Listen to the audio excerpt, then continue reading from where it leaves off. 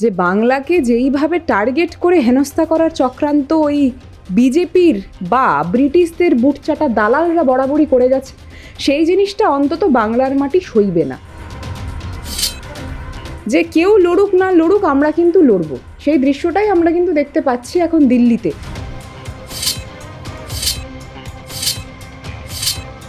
যে 2026-এর ইলেকশন যাতে 2025-এর electoral role অনুসারে হয়।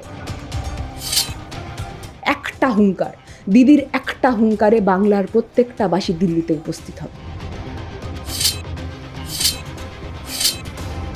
লজিক্যাল ডিসক্রিপেন্সির নাম করে তুমি, আমি, তোমার পরিবারের লোকজন, আমার পরিবারের লোকজন এবং আমাদের অনেক প্রিয়জন কিন্তু হেনস্থা হয়েছে।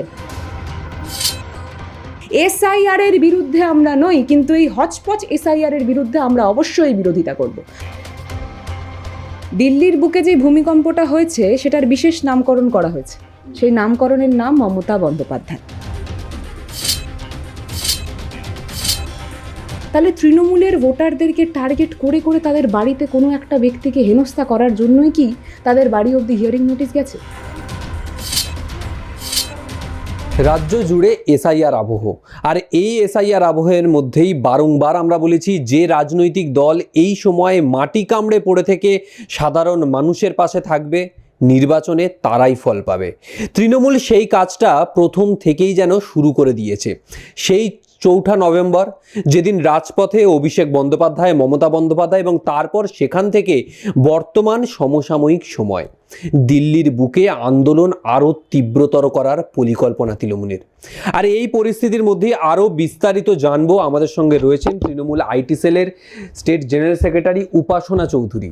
দিদি, একদিকে এসআইআর আবহ, তার মধ্যে একের পর এক আন্দোলন, তার মধ্যেই রাজপথ উত্তপ্ত হওয়ার পর দিল্লির বুকে তৃণমূলের দুজন প্রধান নেতা, কি পরিস্থিতি দেখছেন গোটা পরিস্থিতি?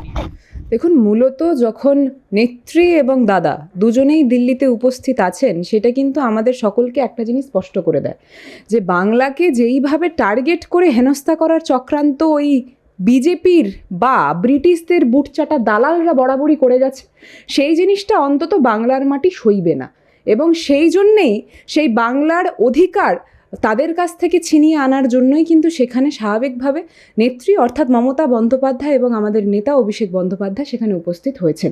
এবং উনি হুঙ্কার দিয়ে এই কথাটাও বলেছেন যে কেউ লড়ুক না লড়ুক, আমরা কিন্তু লড়বো, সেই দৃশ্যটাই আমরা কিন্তু দেখতে পাচ্ছি এখন দিল্লিতে। মূলত আমাদের কথাটা হচ্ছে যে বাংলাকে ক্রমাগত টার্গেট করা হয়েছে, এই জিনিসটা কিন্তু আলাদা করে সত্যি আমাদের কারোরই বোঝার দরকার আর পড়বে না নতুন করে। কেন বলছি কথাটা? কারণ আমরা প্রত্যেকে দেখেছি যে লজিক্যাল ডিসক্রিপেন্সি থেকে শুরু করে ওই ফর্ম 7 প্রত্যেকটা ক্ষেত্রেই কিন্তু মানুষকে হেনস্থা করার প্রত্যেকটা খুব সুন্দরভাবেই তারা টার্গেট করে তার পরবর্তীতে সেই জিনিসটাই তারা এক্সিকিউট করার চেষ্টা করে গেছে। এবং মূলত আমরা আগেও দেখেছি যে কিভাবে অ্যাডমিট কার্ড গ্রহণ করা হবে না, এখনও যে আমরা 5টা দাবি নিয়ে সুপ্রিম কোর্টের মুখোমুখি হচ্ছি বা সুপ্রিম কোর্টে ইলেকশন কমিশন অফ বিজেপির মুখোমুখি হচ্ছি, সেটার কিন্তু মূলত কারণ হচ্ছে 5টা। সেই 5টা যেই দাবি, সেই 5টা দাবির মধ্যে থেকে অবশ্যই অন্যতম দাবি হচ্ছে এইটা যে 2026-এর ইলেকশন যাতে 2025-এর ইলেকটোরাল রোল অনুসারে হয়। দ্বিতীয় দাবি হচ্ছে এইটা যে ফর্ম 7, যে ফর্ম 7কে আমরা দেখলাম যে কিভাবে চক্রান্ত করে অধিকাংশ মানুষজনদের নাম ভুলবশত BLA 2 যারা বিজেপির রয়েছে তারা সেখানে ঢুকিয়ে দিচ্ছিলেন সাধারণ ব্যক্তিদের নাম, যাতে তাদের নামটা কাটা যায় পরবর্তীতে। সেই লিস্টিংটা খুব সুন্দরভাবেই পেশ করতে হবে এবং ফর্ম 7 যাতে আগামী দিনে সাবমিশন পরবর্তীতে না হয় সেই উইথড্রল একটা নোটিশ কিন্তু তাদেরকে পেশ করতে হবে। আমরা প্রত্যেকে জানি লজিক্যাল ডিসক্রিপেন্সির নাম করে তুমি, আমি, তোমার পরিবারের লোকজন, আমার পরিবারের লোকজন এবং আমাদের অনেক প্রিয়জন কিন্তু হেনস্থা হয়েছেন। আমরা দেখেছি যে কিভাবে প্রেগনেন্ট মহিলা থেকে শুরু করে যাদের ওই বাড়ির বয়স্ক বৃদ্ধারা অর্থাৎ দাদু দিদারা, তাদেরকেও কিন্তু টেনে হিস্ট্রে লাইনে দাঁড় করাতে হয়েছে। কেন দাঁড়াবে তারা প্রমাণ করবে যে তারা এই মাটির সন্তান কিনা। আরে আপনার থেকে বহুদিন আগে থেকে তারা এই মাটিতে বসবাস করছে। আমাদের স্পষ্ট কথা, মোদিবাবু যবে জন্মগ্রহণ করেছেন তার অনেক দিন আগে থেকেই কিন্তু তারা এই মাটির বাসিন্দা, এই মাটির লোকজন, এই মাটিটা তাদেরকে এখন প্রমাণ করতে হবে মোদিবাবুর নির্দেশিকায় যে ইলেকশন কমিশন চলছে তাদের অঙ্গুলি হেলনে। এই জিনিসটা আমরা হতে দিতে পারি না। এবং মূলত এই হিয়ারিং নোটিশ যাদের বাড়িতে লজিক্যাল ডিসক্রিপেন্সির জন্য পাঠানো হচ্ছে, তাদেরকে অন্তত যাতে আগামী দিনে হিয়ারিংয়ের জন্য না ডাকা হয় সেটার একটা প্রক্রিয়াও কিন্তু আমরা করার চেষ্টা করেছি, এবং এটাও আমাদের অন্যতম দাবির মধ্যে একটা। তার পাশাপাশি আরও দুটো দাবি আমরা রেখেছি। তো এই যে বিভিন্ন দাবিগুলো রয়েছে, মূলত এই দাবিগুলোর মূল যদি তুমি সারাংশ বের করার চেষ্টা করো, এটা কিন্তু একটাই, বাংলাকে ক্রমাগত যেভাবে হেনস্থা করার চেষ্টা করছে বিজেপি, এবং বিজেপির নির্দেশিকা মেনে ইলেকশন কমিশন অফ বিজেপি বলছি কিন্তু আমরা, এটা কিন্তু স্পষ্ট আমাদের কাছে। কারণ ইলেকশন কমিশন অফ ইন্ডিয়া হলে ভারতের নাগরিকদেরকে এইভাবে হেনস্থা তারা করতো না। আমরা বারবার একটা কথা বলেছি যে এসআইআর এর বিরুদ্ধে আমরা নই, আমি আবারও স্পষ্ট করে দিচ্ছি, এসআইআর এর বিরুদ্ধে আমরা নই, কিন্তু এই হচপচ এসআইআর এর বিরুদ্ধে আমরা অবশ্যই বিরোধিতা করব। কারণ যেইভাবে বাংলাকে টার্গেট করে বরাবরই বাংলার একটা বড় সংখ্যক ভোটারকে তাদের অধিকার থেকে অনেকটা দূরে সরিয়ে দেওয়ার চক্রান্ত করেছে ইলেকশন কমিশন এবং বিজেপি, সেটার বিরোধিতা আমরা করছি। সেই লড়াইতে আমাদের নেত্রী, আমাদের নেতা এখন দিল্লিতে আছে, এবং আমি আবারও স্পষ্ট করে দিই তোমাকে, একটা হুঙ্কার, দিদির একটা হুঙ্কারে বাংলার প্রত্যেকটা বাসী দিল্লিতে উপস্থিত হবে। সেই সময় কি সামনে আসছে? কারণ 14ই ফেব্রুয়ারি যেখানে এসআইআর ফাইনাল তালিকা প্রকাশের সময় এগিয়ে আসছে, যত এগিয়ে আসছে সেই প্রস্তুতি কি নেওয়া হচ্ছে? কারণ অভিষেক বন্দ্যোপাধ্যায় সেই 4 নভেম্বর কিন্তু বলেছিলেন মঞ্চ থেকে যে আমি নেত্রীর অনুমতি নিয়ে বলছি, যদি কোনো বৈধ ভোটারের নাম বাদ যায় আন্দোলন দিল্লির বুকে আরও বৃহত্তর হবে। সেই দিকেই কি এগোচ্ছে? দেখো, একটা ভূমিকম্প কালকে হয়তো তুমি অনুভব করেছো, এবং ভূমিকম্পটার উৎপত্তি গতকাল নয়, গত পরশু দিন থেকে, এবং দিল্লির বুকে যে ভূমিকম্পটা হয়েছে সেটার বিশেষ নামকরণ করা হয়েছে। সেই নামকরণের নাম মমতা বন্দ্যোপাধ্যায়। এই কথাটা আমি এই জন্যই বলছি, কারণ দাদা যখন মঞ্চে দাঁড়িয়ে, অর্থাৎ আমাদের নেতা অভিষেকদা যখন মঞ্চে দাঁড়িয়ে এই কথা বলেছেন যে যদি দরকার পড়ে আমরা দিল্লির রাজপথ অবধি এই লড়াই নিয়ে যাব, দাদার নির্দেশিকা অনুসারে কিন্তু আমরা সকলে প্রস্তুত, এইটুকুনি আমি বলতে পারি। এবং আমি আবারও স্পষ্ট করে দিলাম, ঠিক কিছুক্ষণ আগে আমি একটা কথা বললাম যে দিদির একটা হুঙ্কার, এবং গোটা বাংলাবাসী কিন্তু সেই দিল্লির রাজপথে উপস্থিত হবে।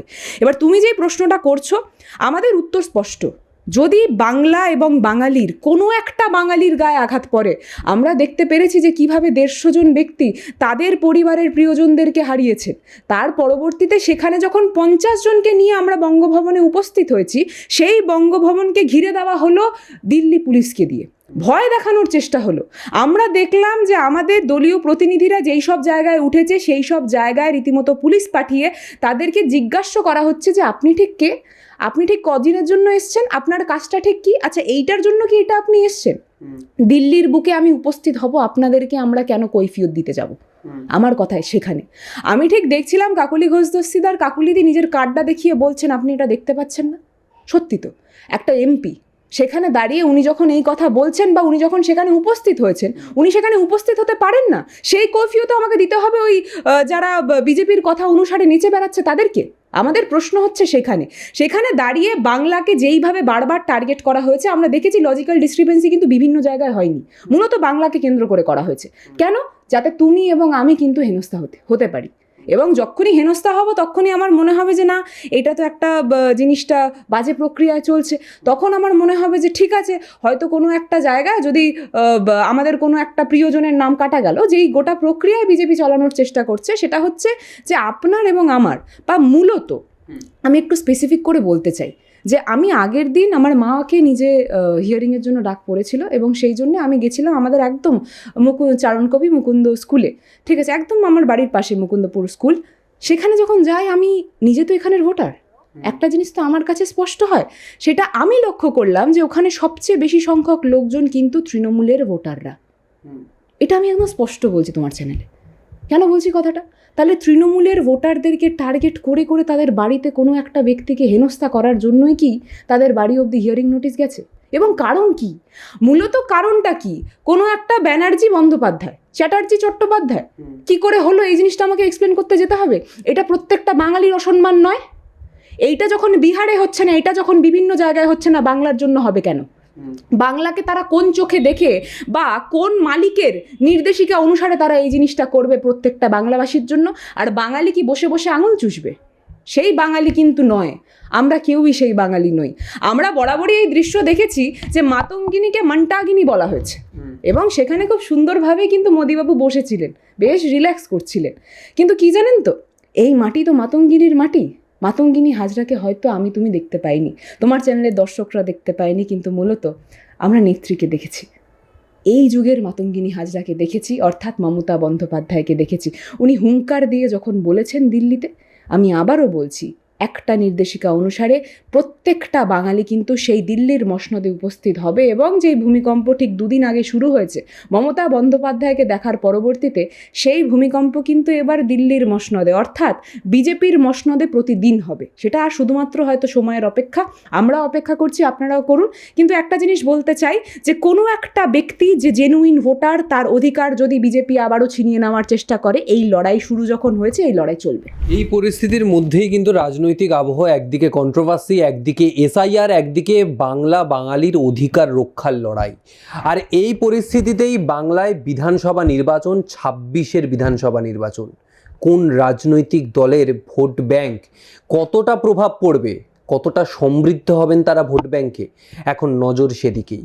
ভিডিওটা যদি ভালো লাগে অবশ্যই লাইক, কমেন্ট এবং চ্যানেলটি সাবস্ক্রাইব করবেন। আগামী সময় রাজনৈতিক বিষয়ে আর কোন কোন ভিডিও দেখতে চাইছেন অবশ্যই জানাবেন। আজকের মতো বিদায় নিচ্ছি। ক্যামেরায় বিনয়ের সঙ্গে রিক, আর প্লাস নিউজ, কলকাতা।